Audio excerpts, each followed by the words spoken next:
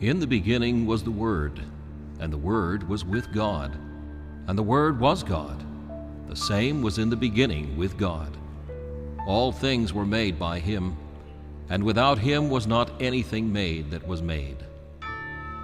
All things were created by him and for him, and he is before all things, and by him all things consist. And he is the beginning, the firstborn from the dead, that in all things he might have the preeminence. For it pleased the Father that in him should all fullness dwell. He is Alpha and Omega, the first and the last. He is the same yesterday and today and forever.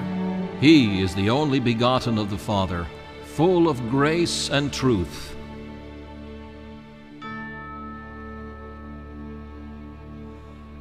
Of the Father's love begotten, ere the worlds began to be, he is Alpha and Omega, he the source, the ending, he of the things that are, that have been, and that future years shall see. Evermore and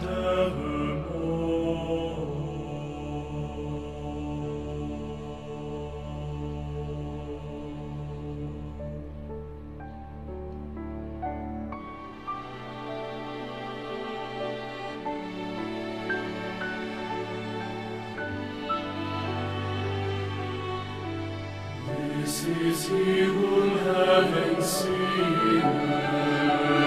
chanted of with one accord, whom the voices of the prophets promised in their faithful word. Now he shines the long expected. Let creation praise its Lord.